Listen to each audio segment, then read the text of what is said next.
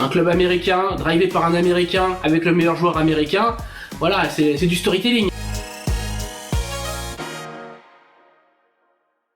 Salut les gones, alors cette semaine, notre sujet OL traite du mercato et plus précisément de cette grosse rumeur, la première du mercato de l'OL. L'OL serait très intéressé pour récupérer le capitaine des États-Unis et le joueur de Chelsea, un joueur star, Christian Pulisic, en fin de contrat dans 1 an. Alors est-ce une bonne, est-ce une mauvaise idée pour l'OL ? Personnellement, je ne sais pas. Tout ce que je constate, c'est que John Textor est quand même sacrément fort. Parce que là, on est passé il y a quelques jours de crainte pour le passage devant la DNCG à cette rumeur pour faire rêver les supporters. Et je me dis que la ficelle, elle est un peu grosse. Alors officiellement, John Textor n'a pas pris la parole, n'a pas dit qu'il voulait Pulisic, n'a pas confirmé, a laissé tourner cette rumeur. On devine que ça vient de l'entourage de l'Américain, qui sonde un peu le terrain, et puis qui fait un peu comme il avait déjà fait avec Botafogo. Parce qu'avec Botafogo, après le départ de Jefinho, c'était très tendu avec les supporters, et à ce moment-là, au lendemain justement de la fin de contrat de James Rodriguez à l'Olympiakos, il avait commencé à laisser courir le bruit qu'il désirait le faire venir à Botafogo. Aujourd'hui, James Rodriguez, il est pas à Botafogo, il fait du café en Colombie, en plus c'est vrai, il a ouvert sa cafétéria en Colombie, il a toujours pas retrouvé de club, et tout va très bien dans le meilleur des mondes. Voilà, on a un peu oublié cette histoire-là, mais ça montre bien la technique Textor, à savoir vendre du rêve avant tout. Ensuite, pour la réalité et les faits, on verra plus tard. On verra s'il y a effectivement un grand joueur qui va débarquer à Botafogo. On verra aussi si du côté de Lyon, on verra Pulisic venir. En tout cas, au niveau marketing, ça sera un choix très malin. Surtout dans l'optique d'attirer de nouveaux actionnaires américains. Et voilà, parce que on parle du joueur en fait qui est l'icône de son pays.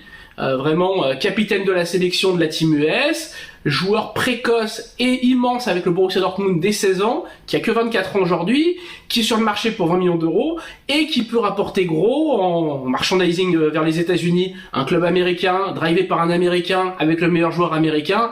Voilà, c'est du storytelling, hein. Concrètement, c'est ni plus ni moins que ça. L'idée aussi, c'est de faire un peu comme ça a été fait pour l'OL féminin, avec Michel Kang, essayer de faire venir des gens plus riches que lui, l'entourer dans ce projet, lui racheter des parts. Voilà, c'est de la c'est du jonglage financier, hein. Il y a rien de fou à ça. Après, au niveau sportif, est-ce que c'est une bonne idée de faire Pulisic ? Là, je suis un peu plus mitigé, dirons-nous, parce que voilà, je ne vois pas forcément l'apport qu'aurait Pulisic dans le jeu de l'OL. Alors effectivement, c'est un grand nom, mais il faut voir ces dernières saisons à Chelsea, elles sont quand même assez moyennes.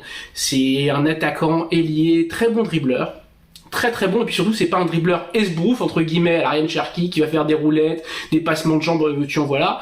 Non, lui c'est de l'efficacité, c'est des crochets courts, c'est du cassage de rein par petits mouvements. C'est plutôt le genre de joueur qu'on aime voir, qui est pas des plus spectaculaires, mais qu'on aime voir.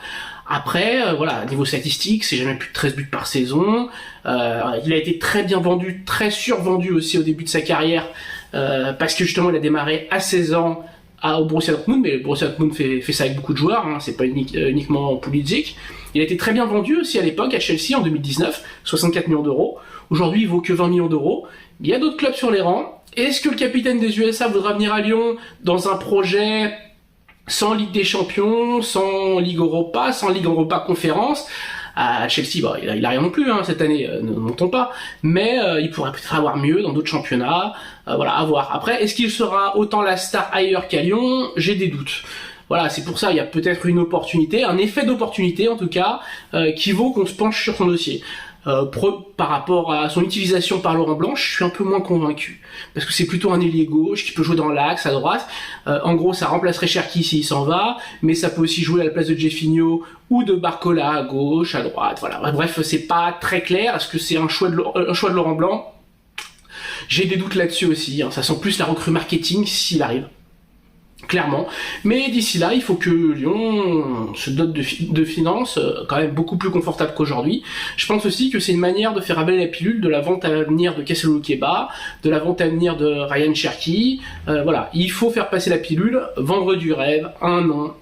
Mais en attendant, pour moi, Christian Pulisic, on est davantage proche du Freddy Adu que du Memphis Depay, hein, faut pas se leurrer, ça sera pas la méga star, le méga footballeur, avec le côté charismatique qui va avec. Non, il est pas charismatique, il plaît aux Américains parce que c'est le capitaine de la team US. Mais voilà, et puis surtout c'est surtout là, je l'ai pas dit auparavant et je vais le dire là, c'est surtout le joueur qui vend le plus de maillots aux États-Unis. Donc dans l'optique du sponsoring, de tout ce qu'il y a à côté, développement des revenus, c'est évident que stratégiquement c'est le coup à faire si on veut faire de Lyon l'équipe fanion du football, du Eagle Group.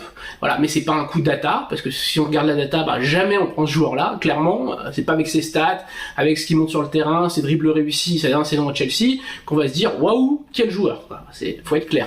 Maintenant, faut savoir ce qu'on veut, on est dans une ère de foot business, John Textor fait du John Textor, ce genre de fuite, c'est typique. Alors, surtout en période de mercato. Déjà, on va voir comment Lyon va passer l'écueil de la DNCG. Si tout se passe bien et que Lyon a les coups des franches, sans vente de joueurs, on va voir comment ça peut se passer. Et tout peut se passer dans les jours qui viennent.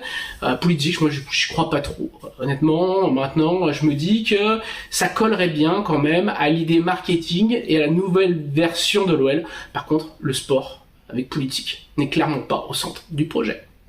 Voilà, c'est tout pour cette semaine. On se retrouve pour une nouvelle vidéo la semaine prochaine. On parlera d'un autre sujet autour de l'Olympique Lyonnais, sans doute du résultat de la DNCG. En attendant, portez-vous bien, continuez à nous suivre sur YouTube, sur Facebook, et on se retrouve la semaine prochaine. Au revoir.